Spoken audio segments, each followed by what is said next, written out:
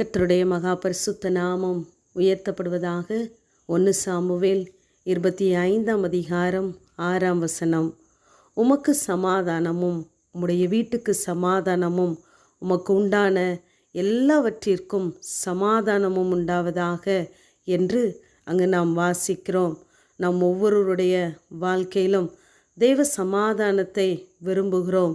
நம்முடைய குடும்பத்திலே, நம்மை சுற்றி இருக்கிறவர்கள் மத்தியிலே, நாம் செய்கிற எல்லா காரியங்களிலும், நாம் போகிற எல்லா வழிகளிலும் தெய்வ சமாதானம் நம்மை சூழ்ந்திருக்க வேண்டுமென்று நாம் வாஞ்சிக்கிறோம்.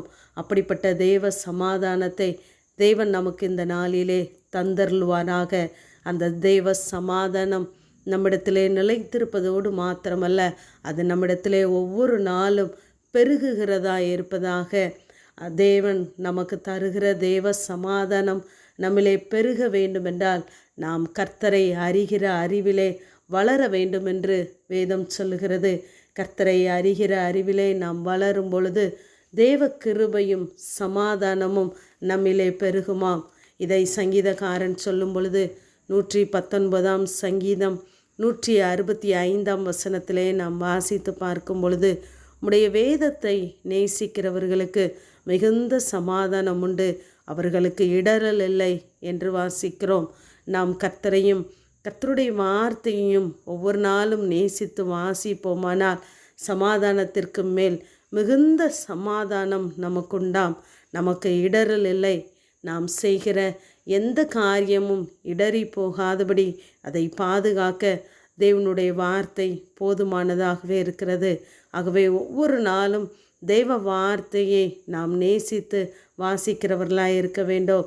அப்பொழுது நம் அலங்கத்திற்குள்ளே சமாதானமும் நம்முடைய அரண்மனைக்குள்ளே சுகமும் இருக்கும் என்று 122 சங்கீதத்திலே நாம் வாசிக்கிறோம்.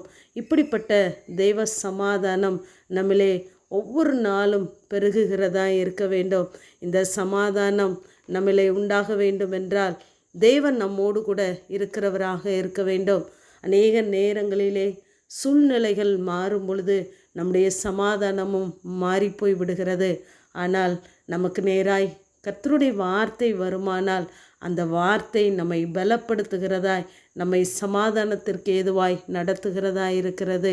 இங்கே நியாயாதிபதிகள் 6 அதிகாரத்திலே இங்கு கிதியோனை பார்த்து கர்த்தர் சொல்லுகிறார், பராக்கிரமசாலியே, கர்த்தர் உன்னோடு கூட இருக்கிறார் என்று சொல்கிறதோடு மாத்திரமல்ல, நீ இருக்கிற இந்த பலத்தோடே போ, நீ இஸ்ரவேலை மீதியானியரின் கைக்கு நீங்களாக்கி ரட்சிப்பார், உன்னை அனுப்புகிறவர் நான் அல்லவா என்று சொல்லி தைரியப்படுத்துகிறார்.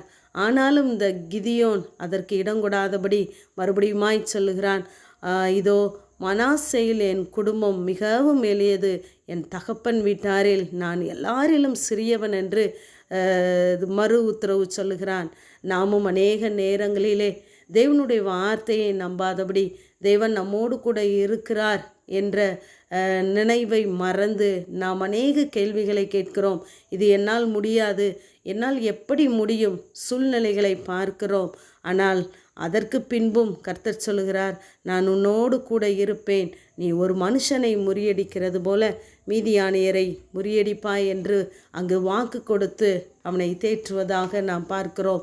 இப்பொழுது தேவ சமாதானம் அவனை சூழ்ந்து கொண்டதினாலே அவன் தைரியமாய் காரியங்களை செய்கிறான். நம்முடைய வாழ்க்கையிலும் கர்த்தரை நம்ப வேண்டும். ஏனென்றால் தேவன் நமக்கு வைத்து போன தெய்வ சமாதானம் உண்டு, நமக்கு கொடுத்த தெய்வ சமாதானம் உண்டு. அது உலகம் கொடுக்கிற தெய்வ சமாதானம் அல்ல. தேவன் அவருடைய சமாதானத்தை நமக்கு வைத்து போயிருக்கிறார்.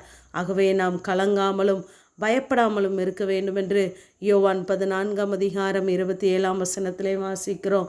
ஆகவே இந்த தெய்வ சமாதானம் நம்மிலே, நம்முடைய குடும்பங்களிலே, நாம் செய்கிற எல்லா காரியங்களிலும் பெருக வேண்டுமென்றால் கர்த்தருடைய வார்த்தையை நாம் நேசிக்கிறவர்களாக இருக்க வேண்டும். ஆமேன். ஜெபம். பிதாவாகிய தேவனே, குமாரனாகிய இயேசு கிறிஸ்துவின் நாமத்தின் மூலமாய் உடைய சன்னிதானத்திலே வருகிறோம். உங்களுக்கு இரக்கமும் சமாதானமும் அன்பும் பெருக கடவுது என்ற வேத வார்த்தையின்படி கர்த்தாவே, இந்த காலை வேளையிலும் உடைய சமாதானத்திற்காக ஏங்கி நிற்கிற ஒவ்வொரு பிள்ளைகளுடைய வாழ்க்கையிலும் தேவ சமாதானம் பெருகும்படியாய் ஜெபிக்கிறேன். அவர்களுடைய வாழ்க்கையிலே எல்லை எங்கும் தேவன் சமாதானத்தை கட்டளையிடுங்க. இயேசுவின் மூலம் ஜெபங்க ஏழும் எங்கள் நல்ல பிதாவே. ஆமேன்.